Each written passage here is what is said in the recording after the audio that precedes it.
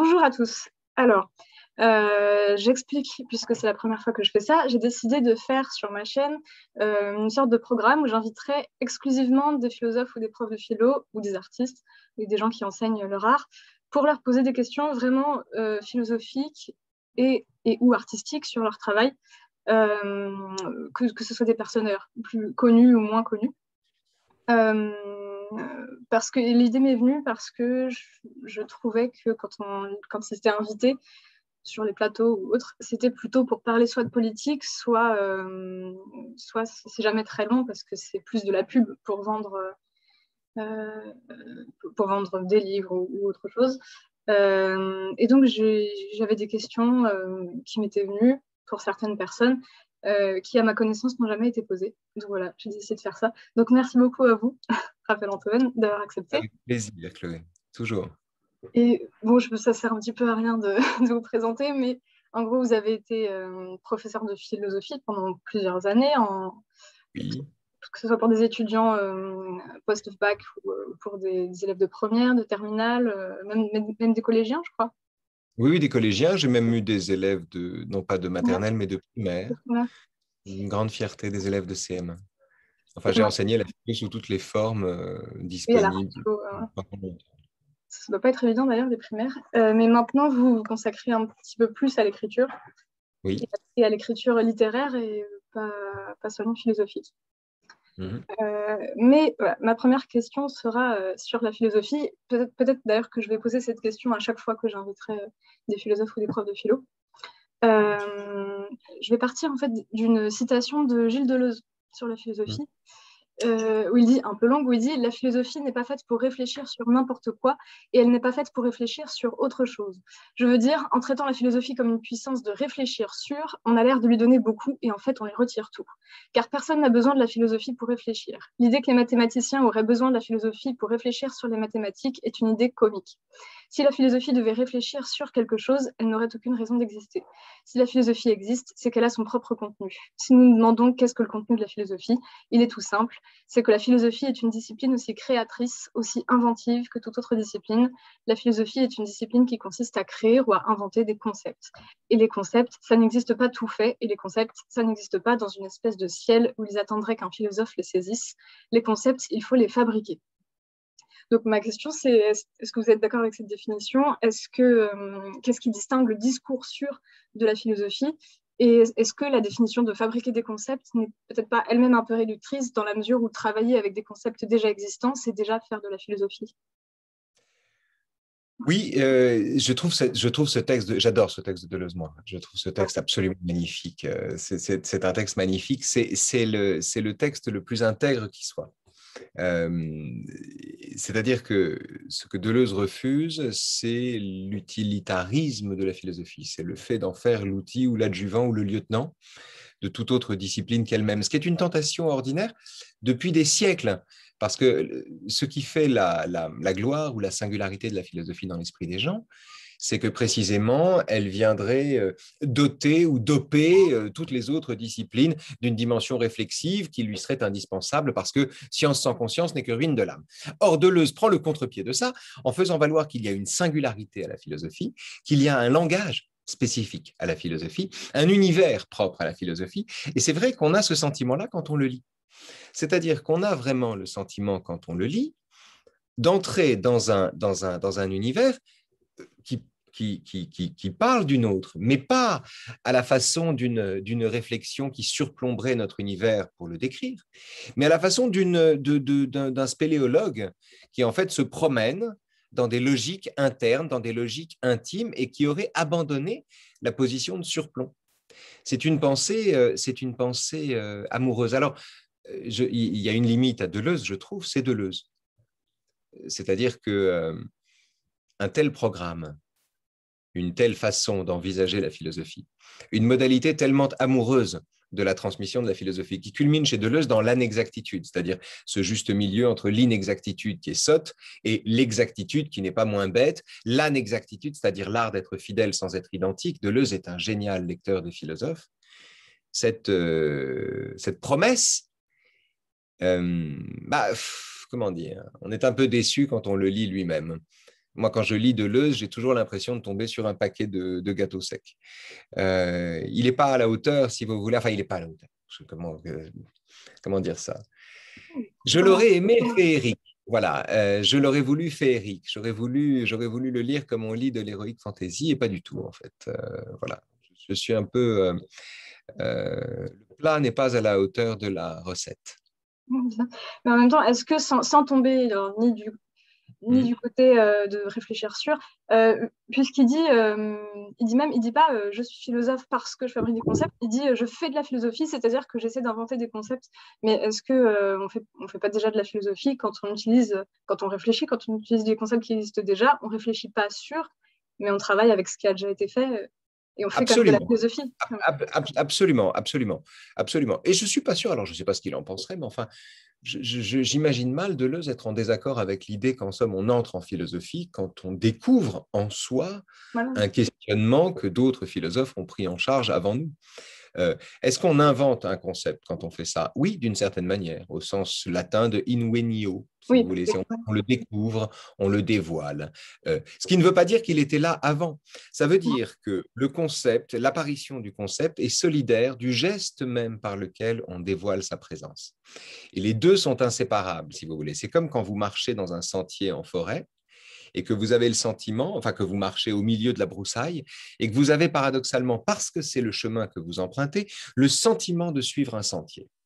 Eh bien, le sentiment du sentier, l'apparition du concept, si vous voulez, est à la lisière du geste par lequel on croit qu'on le découvre et du geste par lequel on le forge. Et en fait, on le forge en le découvrant. C'est comme ça que ça marche. Les deux sont inséparables. Et donc, par exemple, quand on est seul chez soi et on a des vertiges d'enfant et qu'on trouve soudain chez Platon, quelques années plus tard, un écho de ce vertige qu'on a confié à personne et qu'on se dit, mon Dieu, quelqu'un comme lui a saisi ça et l'a pensé, non seulement on se sent moins seul, on se sent moins important, on se sent plein de choses, mais surtout, on expérimente la possibilité par la philosophie d'être en mode souterrain, Mhm. d'être non pas en surplomb des choses, mais en réalité tout à fait à l'intérieur d'elle-même et pénétrée par elle. Mhm. Merci beaucoup pour cette réponse. Et alors, dans cette même définition, en fait, il continue, j'ai coupé exprès à un certain moment, mais il continue en disant, alors bien sûr, ça ne se fabrique pas comme ça, on ne se dit pas un jour, tiens, je vais faire tel concept, je vais inventer tel concept, pas plus qu'un peintre ne se dit un jour, tiens, je vais faire un tableau comme ça. Il faut qu'il y ait une nécessité, mais autant en philosophie qu'ailleurs. Tout comme un cinéaste ne se dit pas, tiens, je vais faire tel film, il faut qu'il y ait une nécessité, sinon il n'y a rien du tout. Reste que cette nécessité, qui est une chose très complexe si elle existe, elle fait qu'un philosophe, je sais au moins de quoi il s'occupe, il ne s'occupe pas de réfléchir, même sur le cinéma, il se propose d'inventer et de créer des concepts. Là, donc, quand je dis que je fais de la philosophie, c'est-à-dire que j'essaie d'inventer des concepts, je n'essaie pas de réfléchir sur autre chose. Et en fait, ça me paraît frappant, j'aurais dû mettre mon téléphone en silencieux, ça me paraît frappant qu'il utilise l'exemple il dit autant en philosophie qu'ailleurs, mais il ne prend pas n'importe quel exemple, il prend l'exemple d'un art. Oui. En parlant de la nécessité. Et donc, ça, j'ai une question que j'aime beaucoup, c'est dans quelle mesure la philosophie peut être considérée comme un art. Là, je trouve que c'est quand même pas anodin qu'ils prennent cet exemple-là. Donc, vous, dans quelle mesure la philosophie pourrait être considérée comme un art, selon vous? À tous égards. À tous égards. Mais d'abord, une chose sur l'idée de nécessité, quel que soit l'art où il situe la découverte de la nécessité, le grand paradoxe ici, c'est que, comme vous le dites, un artiste n'a pas le choix de ce qu'il fait. Il ne se dit pas un jour, tiens, je vais faire une odalisque, un jour, je vais peindre je sais pas quoi, une naïade. Bref, c'est pas ça. C'est pas le fait d'une volonté frivole qui se dit, je vais faire ci ou ça, je sais pas. Je vais voir ce que j'ai envie de faire, ce qui me porte ce jour-là. Non, c'est pas ça.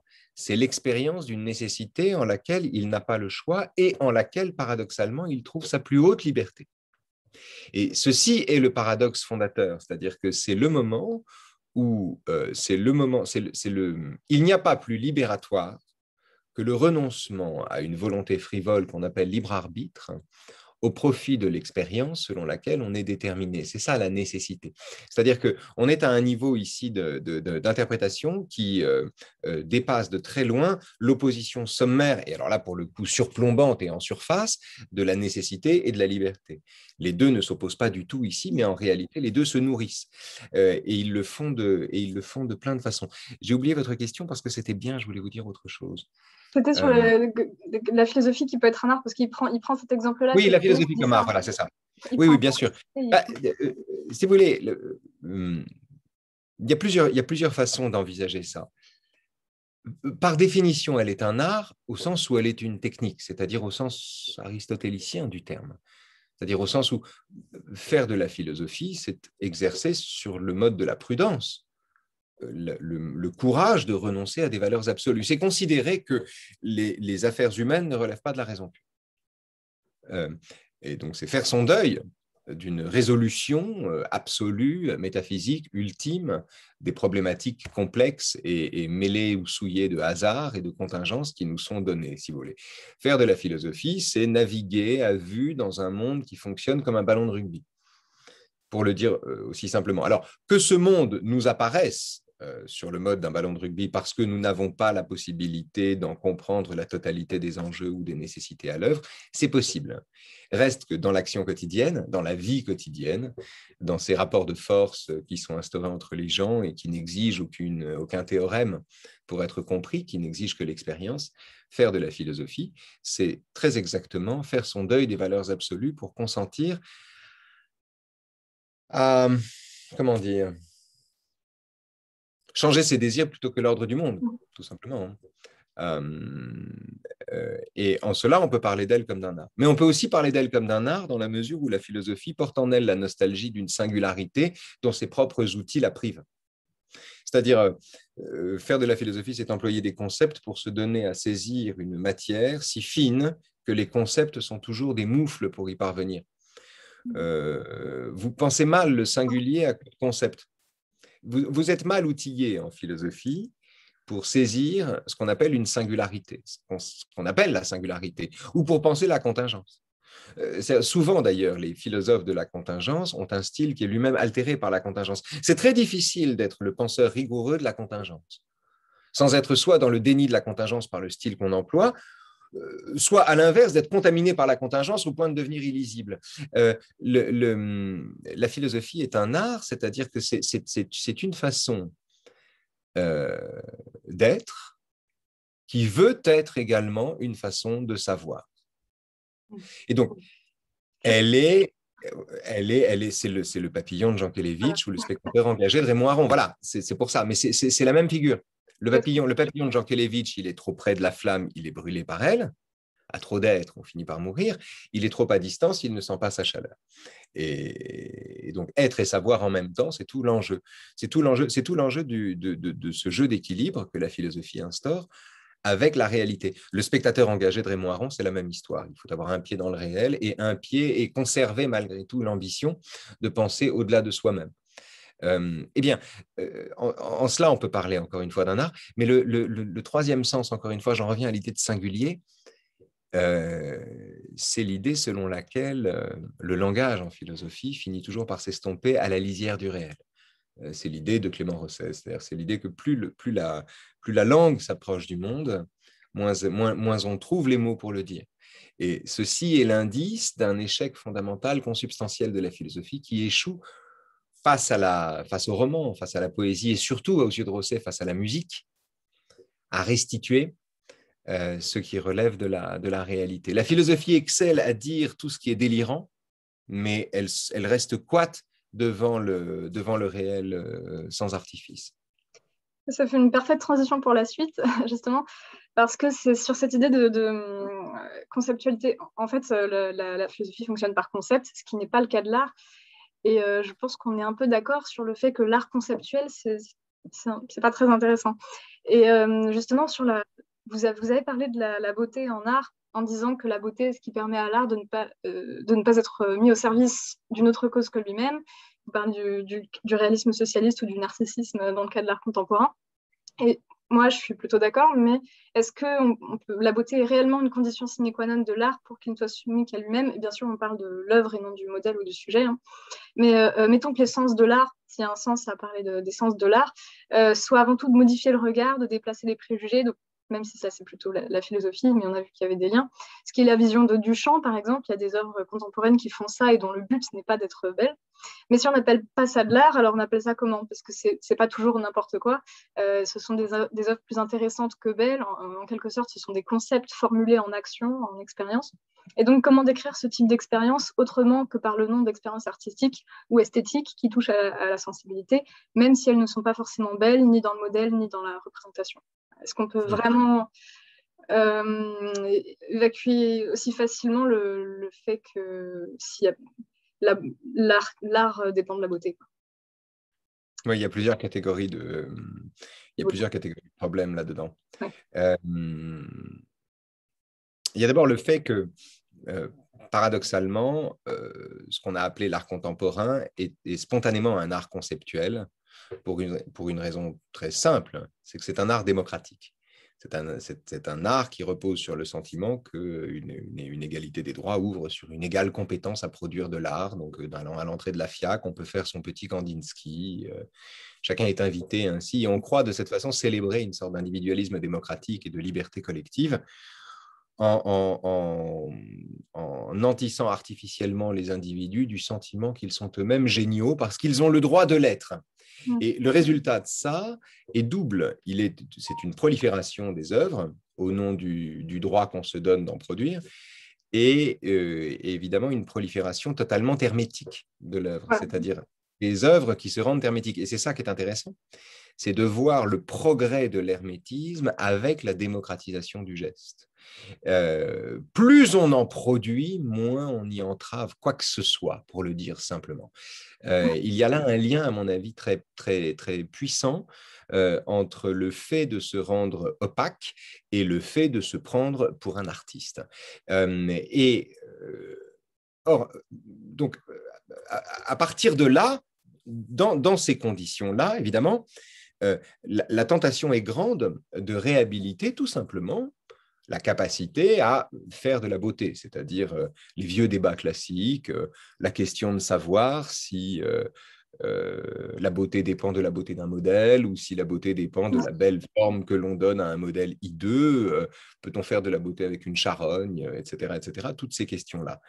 Reste que ce ne sont pas des questions anodines, c'est-à-dire que la question, le moment où l'art s'est saisi de la laideur pour en faire son objet, et donc à considérer que la beauté était séparable des coordonnées de la beauté, que la beauté cessait d'être scientifique, cessait de relever d'un jugement déterminant ou de trois règles pour être compatible avec un spectacle déplaisant pour l'œil, c'est-à-dire un spectacle déplaisant pour l'œil, c'est-à-dire le moment où l'art nous a permis de penser la beauté séparément de l'intérêt qu'on pouvait lui trouver, où il a poussé jusqu'à son extrême logique le principe kantien de finalité sans fin, qui impliquait le désintéressement du spectateur, eh bien, le désintéressement du spectateur est poussé à l'extrême par la représentation de choses dégoûtantes avec lesquelles on fait de l'art, ou de gestes détestables avec lesquels on fait de l'art. On fait de l'art,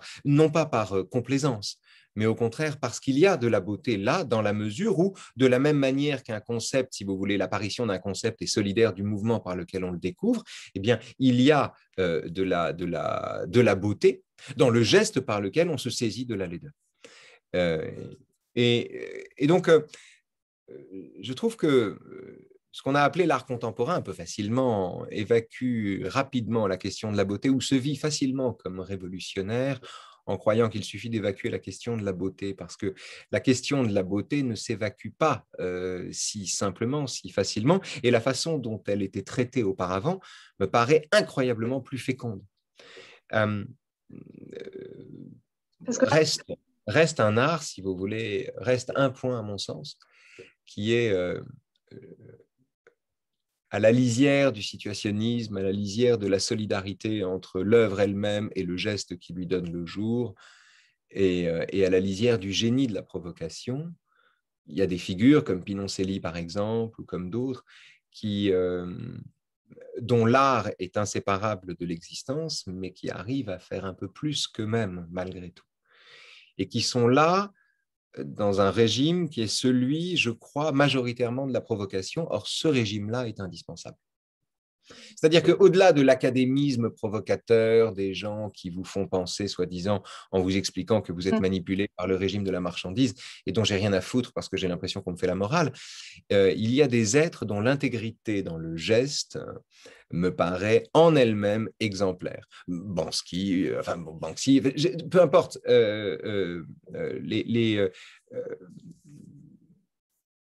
Maurizio Cattelan, je veux dire, tout ça me paraît, il y a là quelque chose qui relève, selon moi, d'une intransigeance salutaire. Et qu'est-ce qu'ils font tous ces artistes-là? Parce que je ne les connais pas du tout. Est-ce que vous pouvez donner des exemples d'œuvres Non, mais écoutez, pour vous donner un exemple, Cattelan, c'est, vous voyez le pape écrasé par un astéroïde? Non, mais comme ça, les gens pourront voir. Bon, ben voilà, il fait des choses comme ça. Donc, si c'est celui qui fait le tableau qui se désintègre au moment où on le dévoile. D'accord, ouais. C'est-à-dire c'est un art inséparable de l'événement de sa propre apparition, si vous voulez.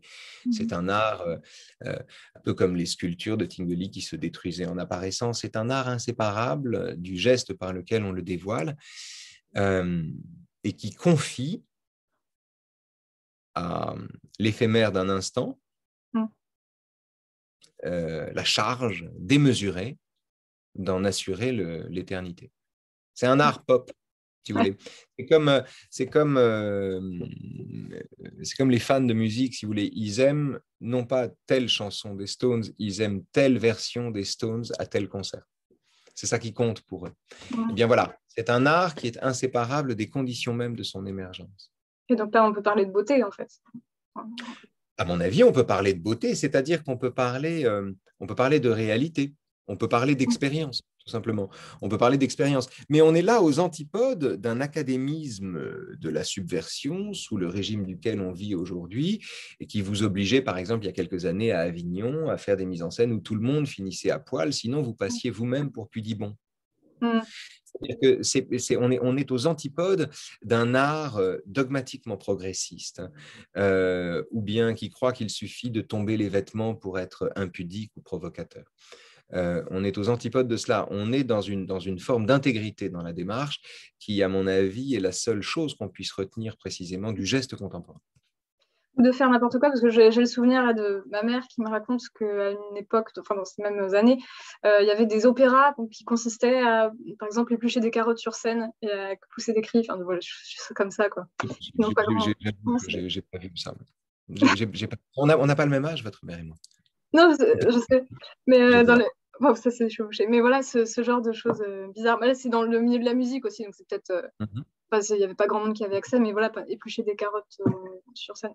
C'est pas à finir à poil, mais c'est bien. Ça paraît difficile. Oui, ça paraît difficile de parler d'art parce que vraiment, bon, voilà. Alors là, je voulais vous poser une question qui en fait m'est venue en vous écoutant parler en vous écoutant comparer Sartre et Camus. Et puis quelques mois ou quelques années plus tard, je me suis rendu compte que vous étiez vous-même posé cette question dans une conférence, mais qui date de 2009. Et en fait, vous disiez que vous n'aviez pas de réponse. Et donc, je voudrais savoir si, ça fait 13 ans plus tard, vous en avez une. Vous compariez, ça se dit ça, oui, ça se dit, Le garçon de café de Sartre, en disant c'est du théâtre, il est dans son rôle, il essuie des miettes qui n'existent pas, voilà. Et vous parlez d'un passage des Noces de Camus. Je vais citer le passage où il sort de l'eau et il dit « J'avais au cœur une joie étrange, celle-là même qui naît d'une conscience tranquille. Il y a un sentiment que connaissent les acteurs lorsqu'ils ont conscience d'avoir bien rempli leur rôle, c'est-à-dire au sens le plus précis d'avoir fait coïncider leurs gestes et ceux du personnage égal qui les incarne, d'être entrés en quelque sorte dans un dessin fait à l'avance. » Là, ça fait penser à un passage de Bergson aussi.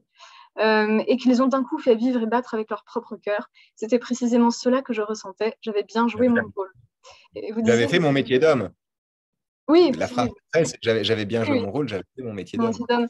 Et vous disiez, donc, s'il récite là, je reprends vos mots, hein, il récite un texte que nul n'a écrit, qui est un texte dicté par les circonstances, qui est tout entier dans son rôle et qui n'est rien d'autre que son rôle. Et vous disiez, enfin, je me suis posé la même question, les deux n'ont rien à voir. Et pourtant, c'est les mêmes mots qui sont utilisés pour les décrire, quoi. Enfin, pas du tout la même, c'est ça qui est extraordinaire. Et qu'est-ce que Non, c'est c'est la pas du tout différence la même vraiment? chose. La différence est fondamentale. C'est pas du tout la même chose. Il y a Bah deux oui. garçons de café chez Sartre, hein. Vous avez le garçon de café de l'être et le néant, et puis vous avez le garçon de café de la nausée.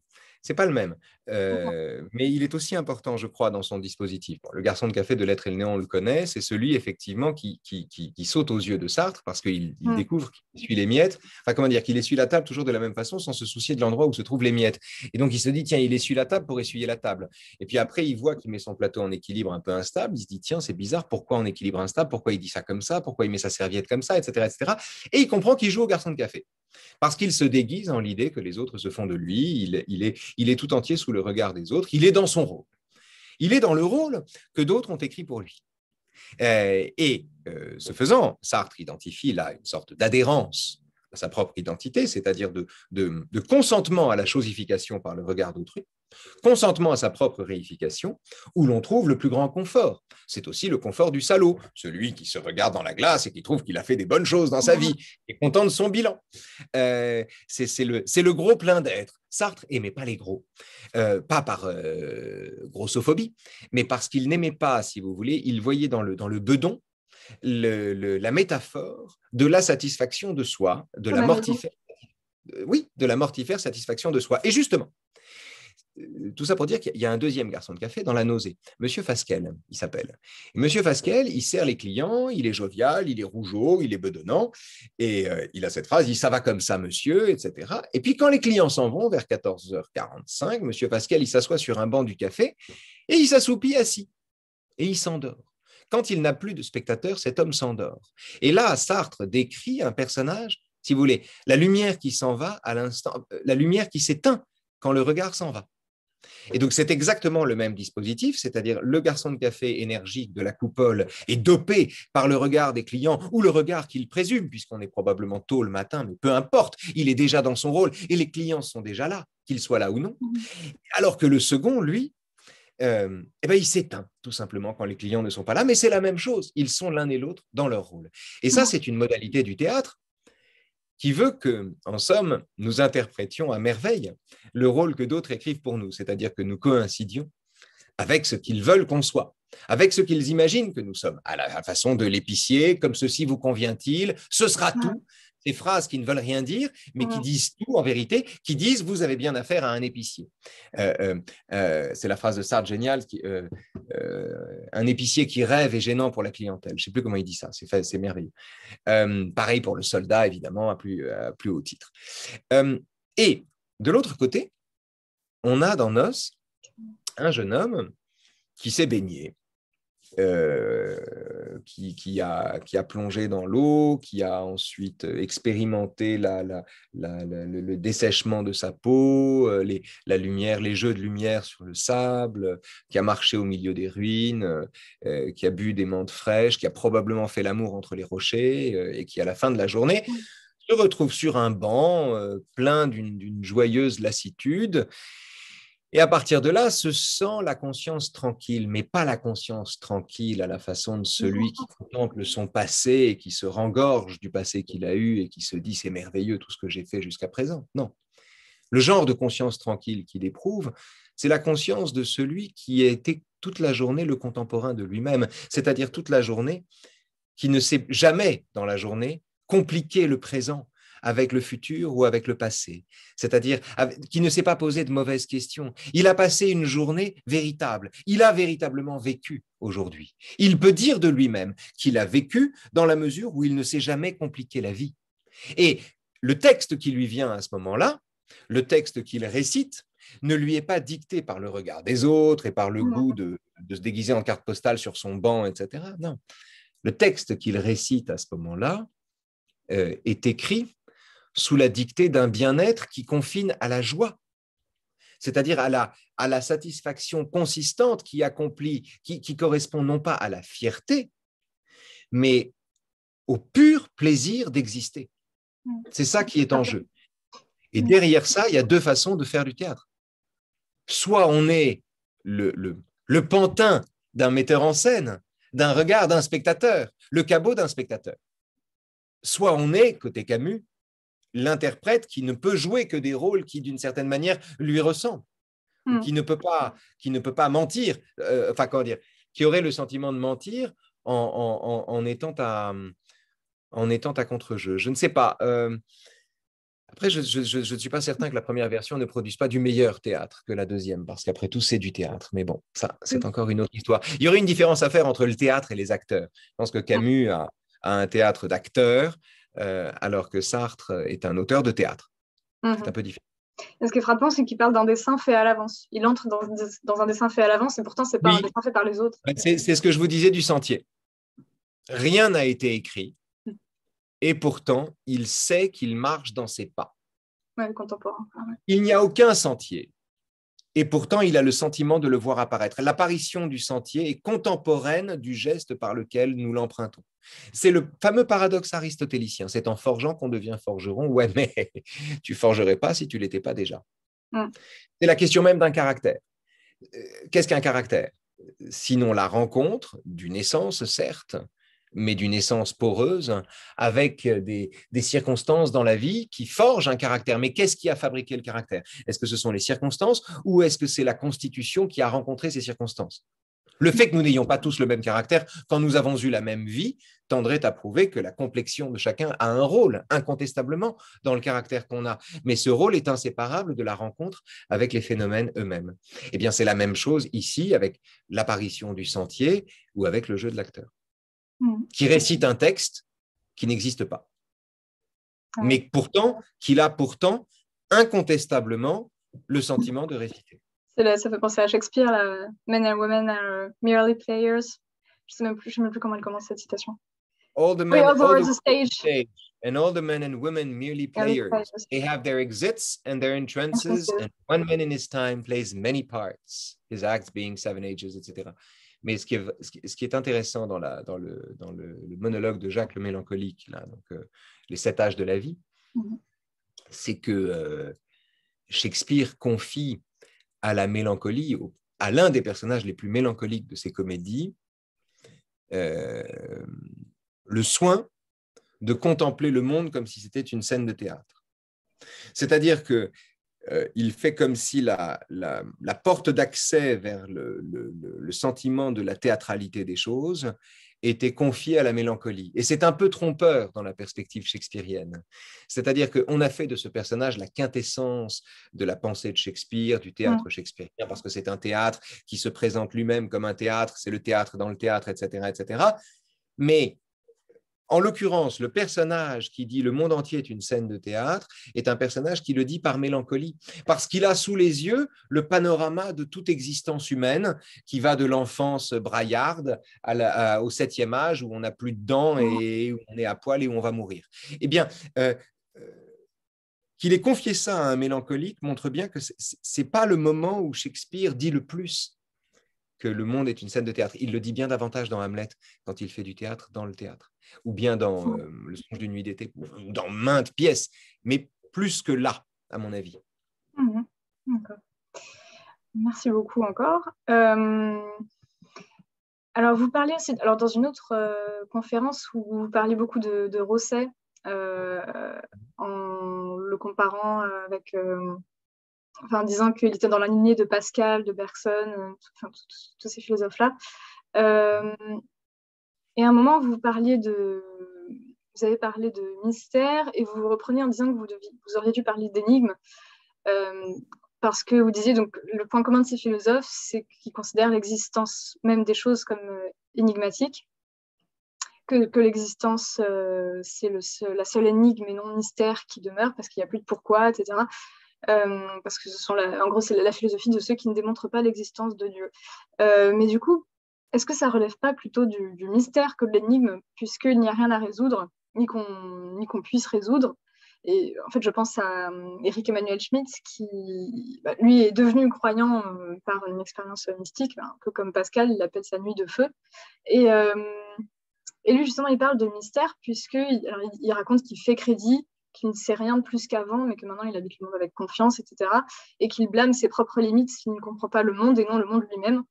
Alors que l'énigme attend et suppose une solution, le mystère est ce qui est inaccessible à la raison. Dans la religion, c'est le dogme révélé, mais pas à travers la raison. Donc, est-ce que finalement, pourquoi vous choisissiez le terme d'énigme plutôt que de mystère et pas le terme du mystère plutôt que d'énigme, vu qu'il n'y a rien à résoudre par la raison? Je vois pas les choses comme ça. Oui. Je vois pas les choses comme ça. C'est-à-dire qu'en fait, c'est probablement parce que je n'ai pas eu ma nuit de feu. Ben oui, c'est pour ça que je me suis dit, ça doit être intéressant, ce choix de... Justement, lui, il dit pas l'énigme, le mystère. Moi, je suis pascalien, mais pascalien sans Dieu. Ouais. Je suis la version athée du pascalianisme, si vous voulez. Mais je suis tout à fait pascalien dans ma lecture des choses, mais sans Dieu. Ce qui marche très bien, à mon avis. Moi, je ne vois pas les choses comme ça, au sens où je ne vois aucun mystère dans la mesure où tout est explicable. Tout phénomène reçoit une explication. Même un sentiment lui-même peut être décomposé en diagramme.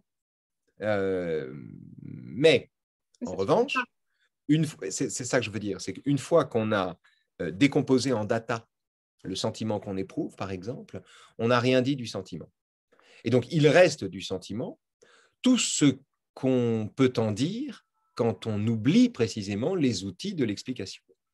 Et là, on entre dans le domaine, non pas du mystère, parce que est mystérieux ce qui ne reçoit pas d'explication. Or, ici, on est en présence tout simplement de l'énigme, c'est-à-dire de ce qui résiste une fois pour toutes, de ce qu'on ne saisit pas quand on l'explique, en aucune manière, du je ne sais quoi, si vous voulez. L'énigme, c'est la version que, par exemple, chez Spinoza, rien de ce qui existe ne peut faire l'objet d'une intelligence. Tout est en droit explicable, compréhensible. Mais on ne trouve aucune ligne chez Spinoza pour dissiper l'étonnement ou l'émerveillement de se trouver ici, face à ces lois. Newton résout le mystère d'une pomme qui tombe et l'explique par une théorie. Il vit dans un monde moins mystérieux. Mais enfin, ce mystère-là, ou la dissipation d'un tel mystère, n'entame en rien l'énigme de ces lois elles-mêmes. L'énigme va au-delà du mystère, si vous voulez, parce que le mystère s'offre au contraire, à mon avis, comme quelque chose à résoudre, soit comme la résolution de quelque chose de mystérieux par un truc encore plus mystérieux, soit comme quelque chose in fine promis à sa résolution, alors que l'énigme persiste, quels que soient les outils dont on dispose. On ne sort pas de l'énigme. Quand Proust dit de chaque phénomène est une énigme de bonheur, il ne parle pas d'un mystère de bonheur, il parle d'une énigme de bonheur. Pourquoi? Parce que chaque phénomène est d'une richesse inouïe en lui-même, premier, dernier de son espèce, peu importe les raisons. Chaque phénomène est d'une richesse inouïe à la seconde où l'on renonce aux outils de la pensée, comme il le dit lui-même. C'est-à-dire que dès qu'on renonce à ces outils préhensibles, soudain, le monde s'offre à nous dans ce qu'il a d'énigmatique, d'accueillant, mais d'énigmatique. Et au fond, la différence entre le mystère et l'énigme, c'est que les tenants du mystère, en général, finissent par se représenter un Dieu qui, ayant forme humaine, résout opportunément les mystères qu'eux-mêmes n'expliquent pas, alors que les tenants de l'énigme ont tendance à identifier Dieu à la nature. Et pour cette raison même, à se sentir eux-mêmes partie prenante de la nature, mais totalement étrangers à un monde qui n'est pas là pour eux. Et c'est ce double sentiment qui fonde l'impression de l'énigme. C'est-à-dire, c'est ce qui fait dire à Camus que le monde est inhumain et déprimant le jour des obsèques de sa mère. Déprimant et inhumain, c'est-à-dire pas fait pour l'homme, pas fait pour moi, pas fait pour moi. Il n'y a que ce que je veux dire, c'est que l'énigme est une vertu de l'immanence. Le mystère est une percée vers l'au-delà. L'énigme est une vertu de l'immanence. Et donc, l'articulation, en ce qui me concerne, d'une pensée de l'immanence, qui, pour le dire simplement, se satisfait de ce qui est, considère qu'on ne peut pas être et être au-delà à la fois, et d'une pensée de la singularité, c'est-à-dire de Bergson, en somme, de Spinoza et de Bergson, en somme, l'articulation des deux me paraît une évidence, alors qu'apparemment, ils n'ont pas le même langage, ils n'ont pas le même objet, etc. Et pourtant, le geste par lequel on neutralise moralement le monde, comme le fait Spinoza, on le rend à lui-même, On se prive d'ascenseurs célestes pour le regarder d'en haut. Et le geste par lequel on assume la bizarrerie de chaque chose, la singularité de chaque chose, l'énigme de chaque phénomène ou la promesse de bonheur qu'il constitue, ces deux gestes me paraissent solidaires. Donc c'est une énigme qui demeure en fait. Oui, bien sûr. Oui. Comme l'étonnement lui-même demeure. On n'en a pas fini avec. Juste un point. Il y a tous les ans, j'ai entendu qu'il y a encore quelqu'un qui a été canonisé là. Tous les 3-4 ans, comme ça, l'Église devient la cour au miracle et cède à la tentation de basculer dans la pensée magique. C'est-à-dire qu'une commission composée à la fois de scientifiques et de religieux, ce qui n'a aucun sens, se réunit pour établir la valeur de miracle à la guérison d'un tel ou d'une telle, ce qui autorise du coup automatiquement la béatification ou la canonisation d'un tel ou d'une telle. Alors ça s'est encore produit récemment. Et donc là, on est à la lisière de la science et du miracle. C'est-à-dire qu'on a une évaluation scientifique de ce qui relève d'un miracle. On a le déni de l'idée élémentaire selon laquelle ce qui nous paraît miraculeux, c'est juste ce que la science n'a pas encore expliqué.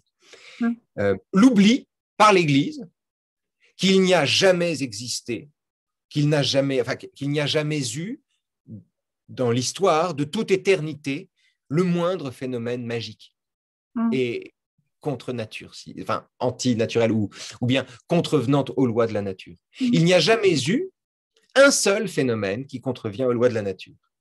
Et en cela, il n'y a pas de mystère. Les gens qui voient des preuves de l'existence de Dieu, dit Spinoza, dans des phénomènes qui dérogent aux lois de la nature, témoignent plutôt de leur impiété, puisque Dieu, ce sont les lois de la nature. Ouais. Donc, il n'y a pas de mystère. Néanmoins, le fait que les lois soient celles-là reste parfaitement énigmatique.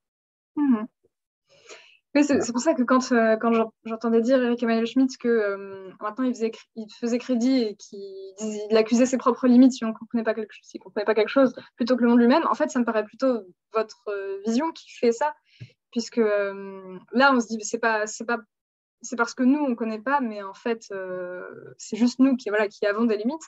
Mais en posant Dieu et en disant que ça relève du mystère, on donne quand même une explication. Donc, finalement, c'est la version immanente, on va dire, qui est plus humble, qui reconnaît que si on ne peut pas expliquer, c'est parce que nos sciences ont des limites. C'est-à-dire que c'est par exemple cette vision du monde qui ouvre. Tiens, prenons la chose, parce que là, on est dans un ciel abstrait. Si on prend la chose de façon assez concrète, plus concrètement, par exemple la sociologie. Ce qu'on appelle une sociologie compréhensive, ou une sociologie qui, dans le sillage de Dilthey, par exemple, fait la différence entre ce qu'on peut expliquer et ce qu'on peut comprendre. Eh bien, une sociologie qui pose ainsi des limites à sa propre connaissance, à ce qu'elle est en mesure de connaître, une sociologie qui constate, par exemple, que la singularité d'un phénomène lui échappera toujours au profit des constantes qu'elle pourra faire saillir, que par exemple, elle pourra expliquer pourquoi on se suicide plus dans le sud que dans le nord, mais elle ne pourra jamais dire pourquoi une personne s'est tuée. La différence qu'elle fait elle-même, voilà, bien sûr, Durkheim, la différence qu'elle peut faire elle-même entre comprendre et expliquer est, je crois, un écho de cette nuance qu'il faut poser entre ce qui est explicable et ce qui demeure énigmatique malgré l'explication. Donnez-moi une seconde, il faut que je ferme une fenêtre, c'est pour épargner mon voisin. Oui, oui, pas de souci. Alors, il y a un autre auteur que vous aimez beaucoup, que vous citez souvent, c'est Guitry. Et je crois que c'est lui qui dit sur le désir. Je n'ai désir que ce que j'ai. Oui. Et ma question, c'est comment on peut adhérer à ça tout en... Quel compromis trouver, en gros, entre ça et le fait de continuer à œuvrer, à agir pour atteindre des choses. Si on désire que ce qu'on a, ça ne veut évidemment pas dire qu'on ne va pas se projeter dans quelque chose et qu'on ne va pas agir pour avoir quelque chose qu'on n'a pas encore. Non, je vois le problème, mais l'honnêteté d'abord commande de dire que... Comment dire ? C'est cette phrase. C'est-à-dire que Guitry avait les moyens de dire cette phrase géniale. C'est-à-dire qu'il avait les moyens de dire « je ne désire que ce que j'ai » dans la mesure où il avait beaucoup. Il était grand collectionneur, il vivait dans un hôtel particulier et il avait exactement la vie qu'il voulait avoir, c'est-à-dire qu'il vivait de son talent. Et il était mondial et il était connu dans le monde entier, il avait un succès fou et donc il pouvait aisément déclarer qu'il ne désirait que ce qu'il avait. C'est plus facile C'est comme Sénèque, si vous voulez, qui, dans le traité du bonheur, explique à tout le monde que les gens qui lui reprochent d'être riches sont, eux, possédés par l'argent, alors que lui ne fait qu'en posséder de l'argent. Et qu'en réalité, il s'en fout. Oui, mais c'est plus facile à dire quand on est l'homme le plus riche d'Europe. Donc, il y a évidemment quelque chose d'un peu antipathique, si vous voulez, dans la confiance ou dans l'exhibition du bien-être, en somme, ou comment dire, la sagesse confortable de celui qui, ne manquant de rien, considère qu'il ne désire que ce qu'il a. Mais si on fait ce reproche-là à cette phrase, ça veut dire qu'on maintient à l'intérieur de cette phrase le fait que l'aiguillon du désir, c'est encore le manque. Et il me paraît que dans le cas de Guitry, c'est un peu plus compliqué. C'est-à-dire que, en fait, Guitry est quelqu'un qui a d'emblée abordé l'existence sous l'angle de la bonne humeur. C'est-à-dire, on ne peut pas parler de joie ici, on ne peut pas parler de bonheur, on ne peut pas parler d'allégresse, de félicité ou de béatitude, on n'est pas dans ces concepts-là. On est dans un régime qui est à la fois plus mineur, manifestement, mais en réalité, je crois, plus puissant, qui est celui de la gaieté, tout simplement. C'était un homme gai. Il était en gaieté. C'est-à-dire que tout ce qu'il vivait lui paraissait la matière possible d'un rire transmis. C'était quelqu'un qui aimait tellement la vie qu'il était capable de bâcler la fin d'une pièce pour la lire plus aisément aux amis qui l'attendaient pour déjeuner. C'est-à-dire qu'il avait...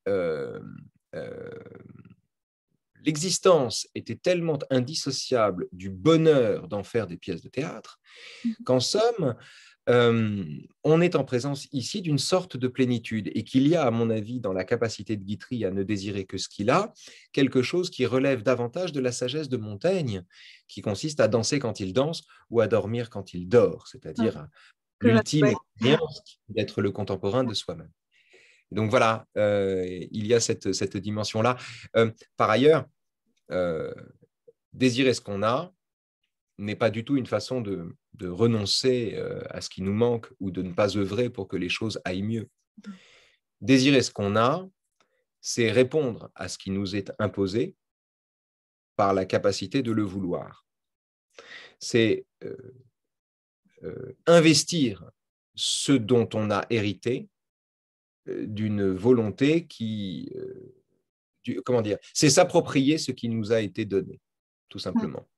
Et ce faisant, c'est la condition de Sisyphe. C'est-à-dire que c'est celui qui, au lieu d'avoir la nostalgie du rocher auquel il ne parviendra véritablement jamais, décide de se concentrer sur ce qui lui échoit et sur ce qui lui revient. Sur ce qui lui revient. Je ne vois pas là de renoncement, je vois un consentement, mais un consentement actif. Désirer ce qu'on a, c'est la formule de l'éternel retour. C'est-à-dire, c'est la capacité à désirer la vie comme elle est, et ce qui également dans la vie ne dépend pas de soi. Merci pour cette clarification. Alors, j'ai une question sur le temps gagné. Parce que vous répétez à plusieurs reprises, vous l'appliquez à une autre personne, mais 2 fois à vous, il me semble, en disant « moi, c'est moralement que j'aime mes élégances ».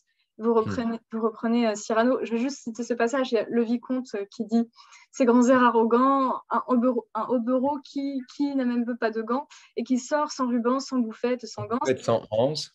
Et Cyrano répond « moi, c'est moralement que j'aime mes élégances. Je ne m'attife pas ainsi qu'un freluquet, mais je suis plus soigné si je suis moins coquet. Je ne sortirai pas avec, par négligence, un affront pas très... Oui, il a un affront pas très bien lavé, la conscience jaune encore de sommeil dans le coin de son œil, un honneur chiffonné, des scrupules en deuil. Mais je marche sans rien sur moi qui ne reluise, empanaché d'indépendance et de franchise. Ce n'est pas une taille avantageuse, c'est mon âme que je cambre ainsi qu'en un corset, et tout couvert d'exploits qu'en ruban je m'attache, retroussant mon esprit ainsi qu'une moustache, je fais, en traversant les groupes et les ronds, sonner les vérités comme des éperons. Alors, ça m'a en partie étonnée parce que dans ce livre, on va dire, la première personne avec laquelle vous n'êtes pas tendre, c'est vous-même. Et vous citez, alors là, on voit dans la citation de Cyrano qui utilise quand même le terme de franchise, faire sonner des vérités, etc. Et il y a à plusieurs moments, le narrateur parle de plusieurs mensonges qu'il a en disant que c'était des mensonges. Donc, est-ce que, en fait, comment vous entendez cette phrase quand vous l'utilisez? Est-ce que c'est pas un peu un sens, ou plutôt au sens d'éthique que de morale? Voilà, comment vous entendez cette phrase?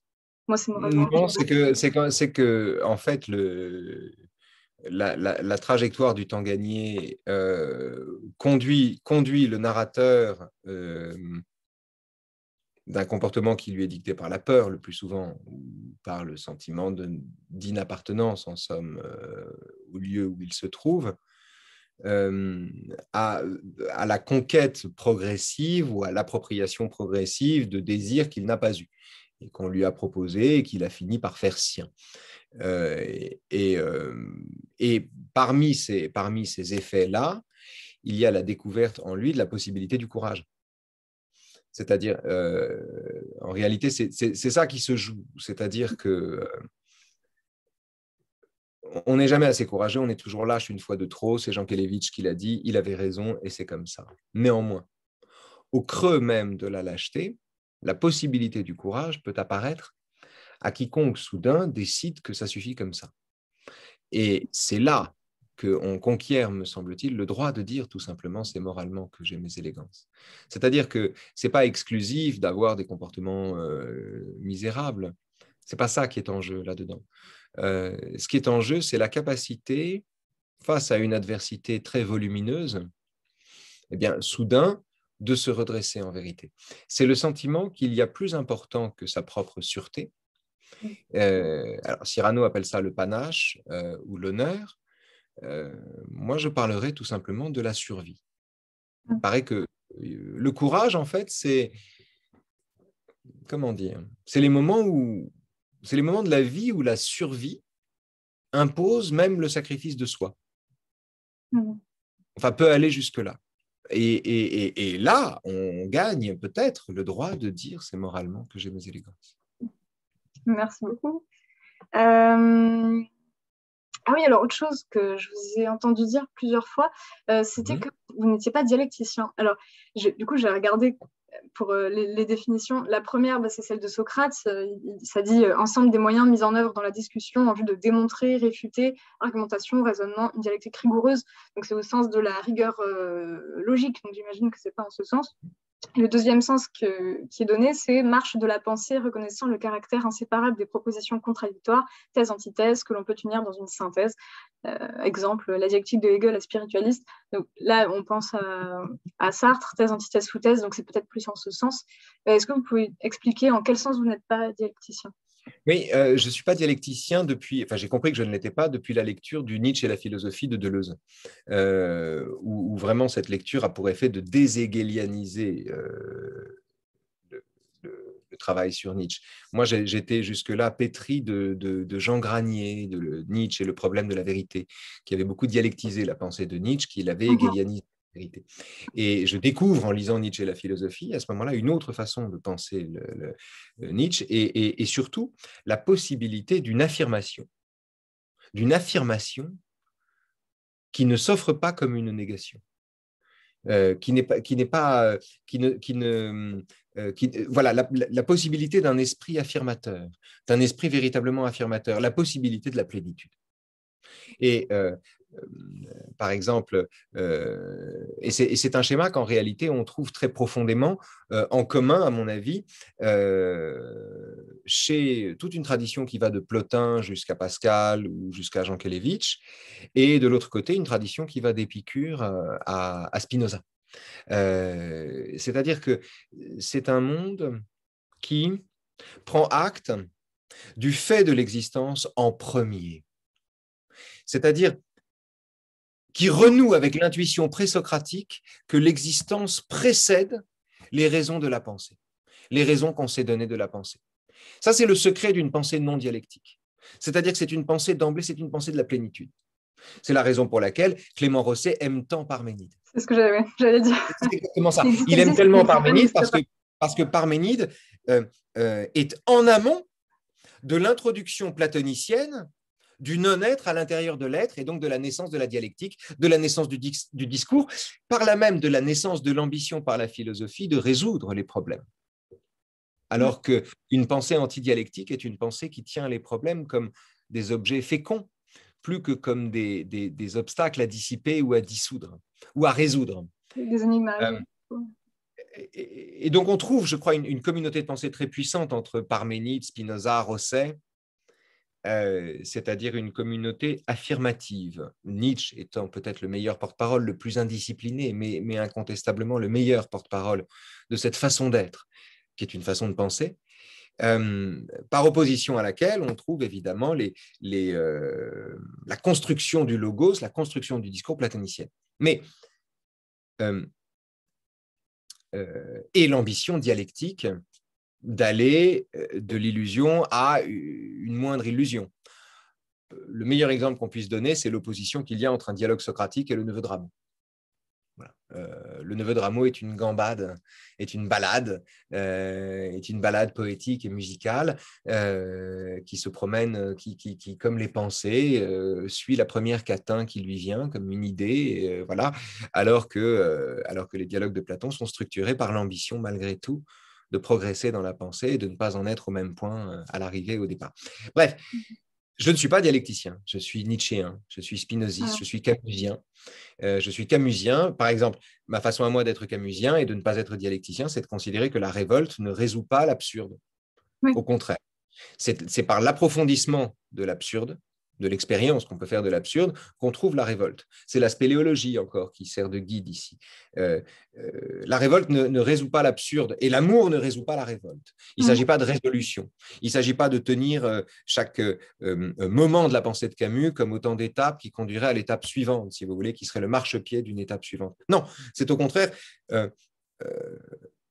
l'assomption permanente de l'absurdité de la révolte et de l'amour qui forme tout un homme et qui fait le métier d'homme et qui fonde le métier d'homme. Voilà, en cela, je ne suis pas du tout dialecticien. Mais dans l'espace public, mon travail est exactement l'inverse. C'est-à-dire que mon travail, c'est d'injecter de la dialectique dans un système où les gens juxtaposent des identités.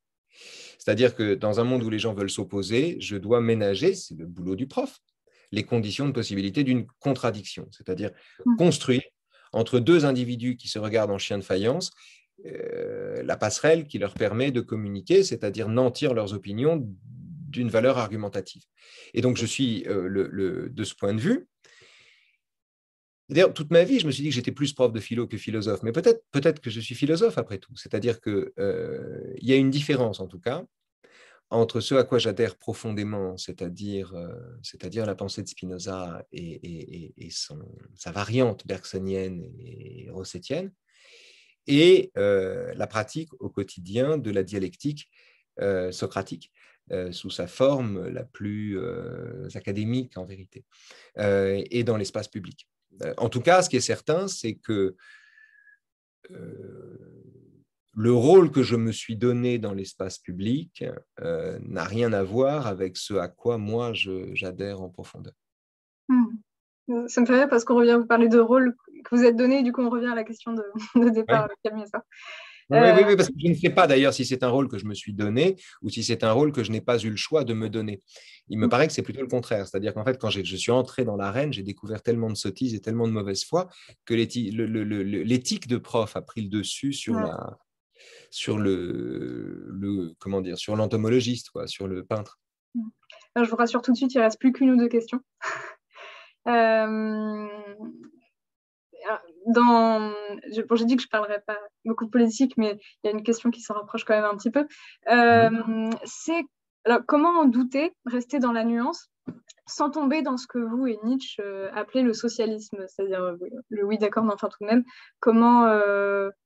où se trouve la différence entre le doute, la nuance, et Aaron, ne pas penser avec la moitié de son cerveau, et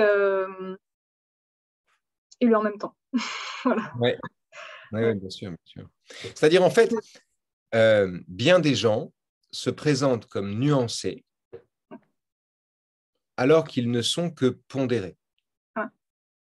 Pour prendre un exemple que tout le monde va comprendre, sur Charlie Hebdo, il y avait des gens qui se présentaient comme nuancés. Jacques Chirac, à l'époque, vous n'étiez pas né quasiment, se présentait comme nuancé en disant attention, la liberté de la presse, c'est important, mais attention au blasphème et le respect des autres, c'est important aussi. L'un mais l'autre. Il était Ratsock. Il était, oui, d'accord, mais enfin, tout de même, Douste Blazy faisait pareil, Jean-Marc Ayrault faisait pareil, Laurent Fabius faisait pareil. C'est-à-dire, c'était des gens qui vivaient comme une nuance, ce qui relevait d'une pondération. Et à mon avis, c'était une pondération coupable, parce qu'on ne peut pas tenir simultanément le discours de la liberté de la presse et le discours du respect, comme on dit, puisque les deux ne sont pas compatibles. Et Tocqueville lui-même, dès le 19e siècle, Tocqueville, il ne l'avait pas lu, dès le 19e siècle, explique que vouloir faire coexister des principes contradictoires, c'est le propre des démocraties exténuées. Alors qu'il est à la naissance des démocraties et il voit déjà que l'exténuation des démocraties repose dans l'ambition folle, au nom de la pondération, de faire cohabiter la liberté d'expression et l'interdit ou l'implicite interdit du blasphème. Et donc là, on est dans la pondération, on est dans la synthèse en mode socialiste, mes camarades. On va s'entendre, on va voir ce qui nous rassemble, etc., etc. Puis on va mettre sous le tapis les sujets qui fâchent. On est dans le raison gardée en ce mode-là, c'est-à-dire mettre sous le tapis les sujets qui fâchent. La nuance sur cette affaire de Charlie Hebdo, elle n'est pas là-dedans. Elle n'est pas dans le fait de dire comprenons les islamistes, il ne faut pas les provoquer, mais en même temps, soyons libres de dessiner à peu près ce qu'on veut dans la mesure où on fâche personne. Ça, ce n'est pas la nuance. Ça, c'est la démission. La nuance, c'est de dire ceci est un blasphème. Ce n'est pas du racisme. Ce n'est pas la même chose. Ceci est fait pour vous choquer. Ce n'est pas fait pour vous humilier. Ceci est conçu. Ceci n'offense qu'un être imaginaire ou une religion. Donc, ce n'est pas offensable, une religion. Mais pas vous-même en tant que tel. Et c'est vous qui avez un rapport sentimental à votre propre religion ou à votre propre croyance, qui vous identifiez à ce que vous croyez, qui vous prenez, qui vous sentez à tort offensé par ça. La nuance, elle est là. C'est-à-dire que la nuance, elle n'est pas dans le fait de dire soyons libres, mais faisons gaffe. Non, la nuance, elle est dans le fait de dire soyons absolument libres, mais expliquons à ceux qui nous contestent cette liberté la nuance qu'il faut faire entre ce qui relève du choc, de la critique, de l'interpellation, de la provocation, et ce qui relève de l'humiliation, de la haine ou du racisme. Et voilà la nuance. Voilà la nuance qu'il faut faire entre la pondération et la nuance. Et voilà aussi la raison pour laquelle il n'y a pas plus dangereux qu'un refus de la nuance. Mais l'une des modalités les plus sournoises du refus de la nuance, c'est l'esprit de synthèse. C'est l'alibi des indécis. C'est le côté où on va essayer de se comprendre. On va essayer de pardonner aux criminels. On va essayer de rentrer dans leur raison. C'est le sentiment qu'au nom d'une éthique de la compréhension, on peut épouser les raisons du malin au point de ménager les conditions de possibilité d'une réconciliation. C'est cette illusion-là, en réalité, qui est délétère. Et la nuance n'a rien à voir avec ça. Mais alors, pour en revenir au en même temps, c'est très intéressant, parce que le en même temps est vraiment à la lisière de la nuance et de la synthèse. La nuance, au sens noble du terme, c'était en 2017. J'ai trouvé ça assez fort, moi, qu'un type soit candidat, se présente à l'élection présidentielle avec pour programme, non pas l'indécision, mais le programme bicéphale ou l'ambition bicéphale de faire jouer ensemble des appartenances différentes en même temps. Non pas par goût de plaire à tout le monde, mais tout simplement parce que les problèmes étant de nature différente, certains exigent une résolution angélique et d'autres imposent un comportement moins libéral. Voilà. Bon. Donc, l'en même temps, c'était l'adaptation des moyens donnés par les convictions de chacun à des situations qui en elles-mêmes sont différentes et qui tantôt exigent l'une ou l'autre. C'était une forme de pragmatisme éclairé par le désir de résoudre les problèmes. Je ne voyais rien de répréhensible à ça et je trouvais ça assez gonflé de l'avoir offert en projet. C'est-à-dire d'avoir dit aux gens, moi je vous propose un truc qui n'est pas tellement identifiable en réalité, mais qui sera une façon de nous servir des trucs les mieux, pour le dire bêtement et modératement. Le problème, c'est que l'en même temps a fini par devenir, ce qu'il menaçait déjà d'être, une façon de ménager la chèvre et le chou. C'est-à-dire, en 2017, d'accueillir Yacine Bellatar et Jean-Michel Blanquer dans le même endroit, ou bien aujourd'hui, une façon de considérer qu'à la tête du ministère de l'Éducation, Jean-Michel Blanquer peut être avantageusement remplacé par quelqu'un qui pense exactement le contraire de lui. Et là, pour le coup, on est en présence d'une modalité, à mon avis, plus hollandienne de l'en même temps, c'est-à-dire une capacité toute synthétique et une souplesse toute dorsale à combiner ou à faire artificiellement cohabiter des visions du monde antagonistes. Et si c'est le cas, le mouvement est condamné. Donc en fait, le problème de la pondération, c'est qu'elle ne voit pas que telle chose et telle chose sont absolument contradictoires. C'est la différence. C'est qu'une hache de guerre qu'on enterre est un truc sur lequel on menace de se casser le pied. J'ai une dernière question, c'est pas la mienne, c'est celle d'un certain Jean-Baptiste qui me l'a donnée. Alors, il a lu, pareil, dans Le Temps gagné aussi, que la philosophie est moins une affaire de vérité que de paix. Il aime beaucoup cette phrase. Et il se demandait, donc pourtant, pourtant, il sait que c'est pas opposable, mais justement, sur les réseaux, vous dites que voilà, vous préférez rendre les coups. Vous avez parlé tout à l'heure, d'ailleurs, c'est un peu une sorte d'agora arène. Enfin, voilà. Donc, comment, si la philosophie est moins affaire de vérité que de paix, est-ce que, je sais pas comment on dit c'est une autre différence, en fait. C'est une autre façon d'être différent de moi-même. Quand je dis que la philosophie n'est pas une affaire de vérité, enfin, n'est pas tant une affaire de vérité que de paix, c'est quand je lis l'éthique. Enfin, c'est quand le narrateur lit l'éthique. Et qu'il découvre que la paix n'est pas une opinion au milieu d'autres qui serait plus forte et qui s'imposerait un peu à la façon dont un empereur s'impose au pays des royaumes combattants pour finir par constituer la Chine. Non, c'est pas ça. Il découvre en lisant l'éthique que la paix est dans la cohabitation, la coexistence et le tissage, en somme, d'un langage commun entre des opinions qui demeurent contradictoires. Et que la paix n'est pas tant dans la rébellion ni dans l'acceptation, mais dans le consentement, c'est-à-dire dans la joie. Bon, voilà ce que ça dit à ce moment-là. Comme dirait l'autre, les belles réussites sont difficiles autant que rares. Spinoza est aussi le même qui enseigne partout que la paix est de faire la paix avec soi-même, c'est-à-dire de faire la paix avec la partie de soi-même qui n'a pas envie de faire la paix. Être en paix avec la partie de soi-même qui n'a pas envie je ne sais pas, alors ça dépend des cas de figure, de renoncer aux drogues, de renoncer au pouvoir, de renoncer au sexe, de renoncer à tout ce dont elle sent qu'une pratique excessive peut lui nuire. Enfin bref, Spinoza recommande, dans le traité de la réforme de l'entendement, mais aussi dans l'éthique, en fait, enseigne à faire la paix avec la partie de soi-même à laquelle une représentation morale de sa propre personne pourrait faire 1000 reproches. Et moi, j'ai fait la paix avec la partie de moi-même qui aime bien rentrer les coups.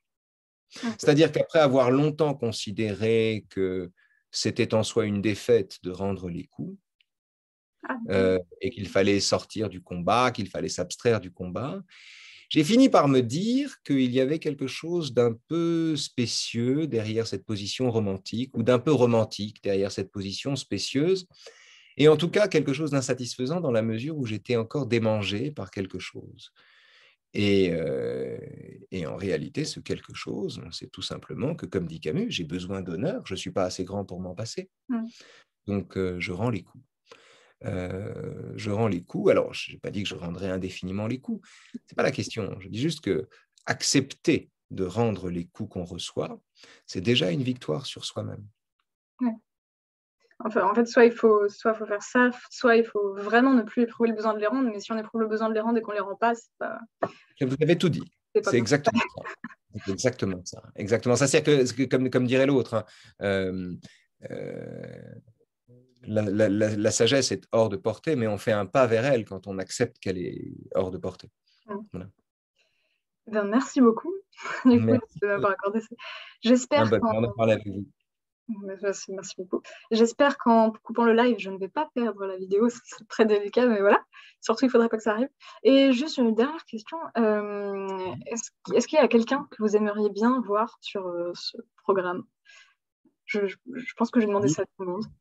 Moi, j'avais pensé, alors mes propres parents, parce qu'il se trouve qu'ils sont respectivement pianistes de jazz et prof de solfège, chef de chœur. J'aimerais beaucoup interviewer Cynthia Fleury, mais quand j'aurai suffisamment lu son travail et tout ça. Oui, c'est bien, c'est une bonne idée. Ouais. Et est-ce que vous... Oui, bah, bien sûr, bien sûr. Et oui, là, ce sera plus... Comment? Amélie? Oui, alors je pense pas qu'elle acceptera, mais pourquoi pas. Pourquoi pas? Oui, oui, je pourrais. Après, j'aurais peut-être plus de mal. Il faudra à lui poser des questions. Mais oui, Amélie, Bon. ou voilà. Sinon, est-ce que vous avez d'autres personnes dans la philosophie ou dans les arts, je sais pas, musicien, acteur, enfin, Oh, plein. c'est intéressant. Bon, et qui pourrait. Moi, je trouve Mathieu Noël une bonne idée. D'accord. Le nom me dit quelque chose, mais je Regardez-le. connais pas vraiment, donc je vais regarder. Ah, merci beaucoup. Voilà. Eh bien, au Salut. revoir. Merci. Encore de rien, merci.